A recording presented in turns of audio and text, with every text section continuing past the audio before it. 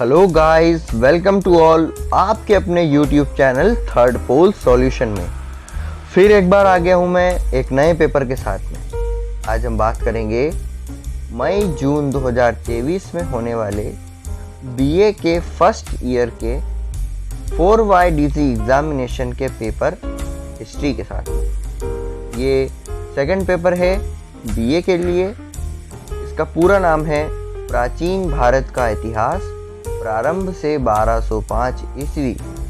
English में देखें history of ancient India from early to 1205 AD।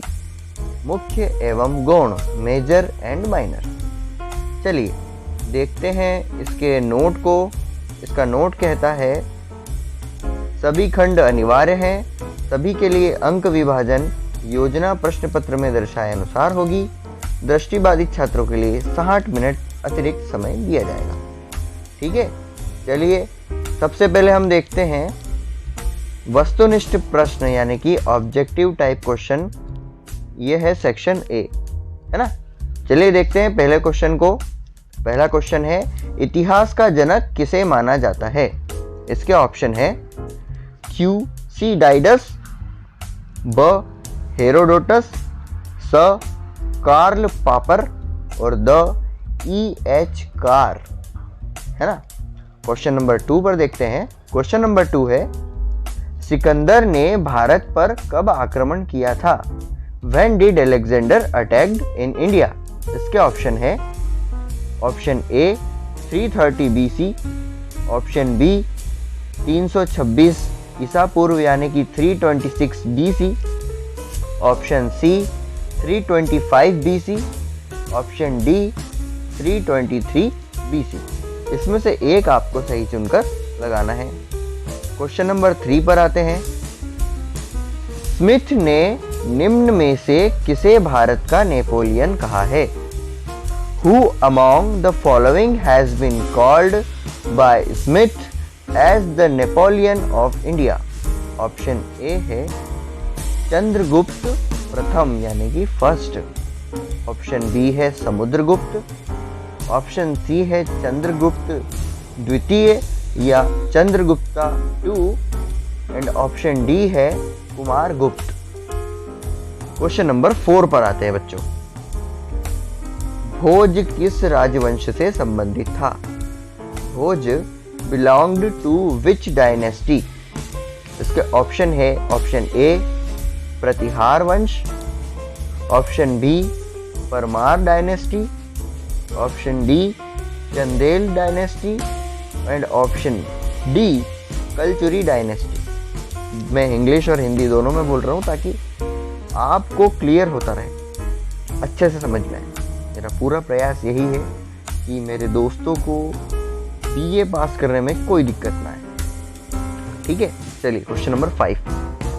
Chola साम्राज्य के संस्थापक हैं। ऑप्शन ए आदित्य प्रथम।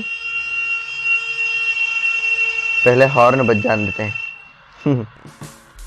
ऑप्शन ए आदित्य प्रथम, option B Vijayalaya, option C Rajaraja प्रथम एंड ऑप्शन डी राजेंद्र प्रथम। क्वेश्चन नंबर 6 पर आते हैं बच्चों। कादंबरी की रचना किसने की।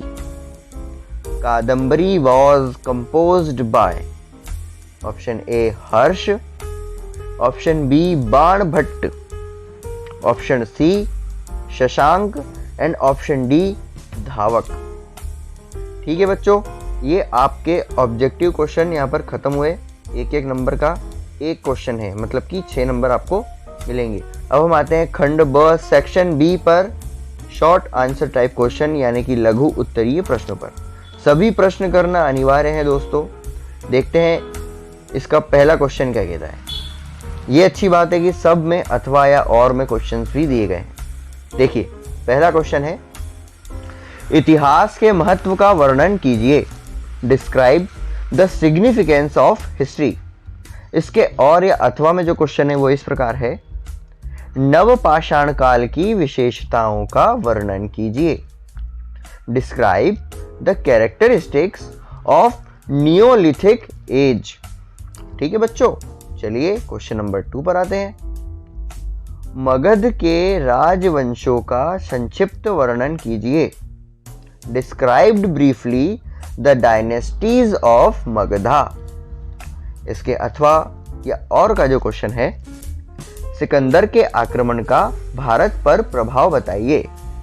Mention the impact of Alexander's इन्वेशन on India. Question number 3, Samudragupta की उपलब्धियों का वर्णन कीजिए। Describe the achievements of Samudragupta. और इसके और में जो क्वेश्चन है, हर्षवर्धन की उपलब्धियों का मूल्यांकन कीजिए। Evaluate the achievements of Harshvardhan. Question number 4, Kalachuri वंश की सांस्कृतिक उपलब्धियों का उल्लेख कीजिए। State the cultural achievements of Kalachuri dynasty.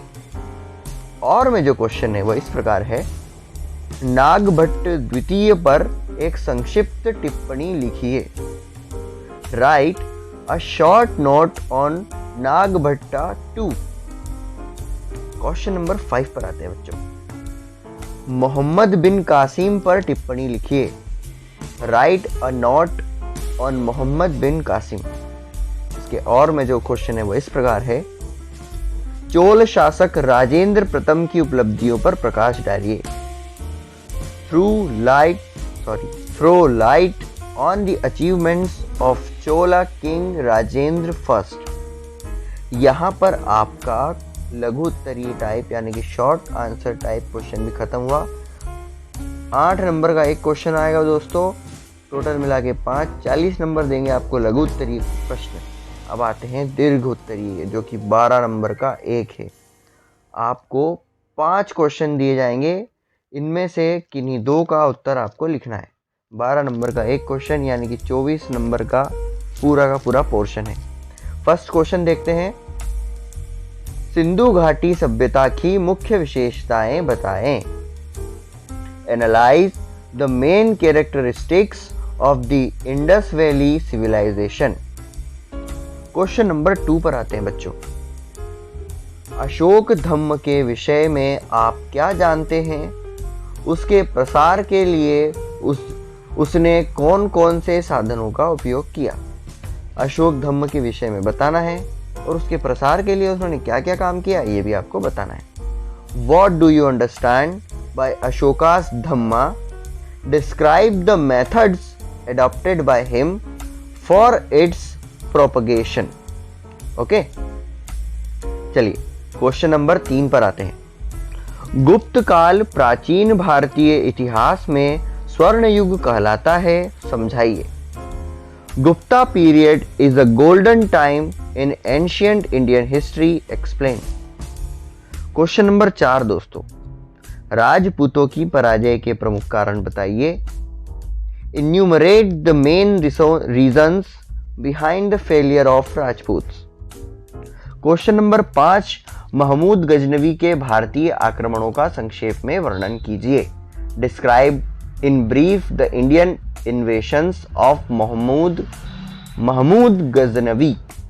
ठीक है बच्चों, चलिए आपका दीर्घ उत्तरीय पोर्शन भी समाप्त हुआ, साथ ही आपके पेपर की भी समाप्तियां होती है।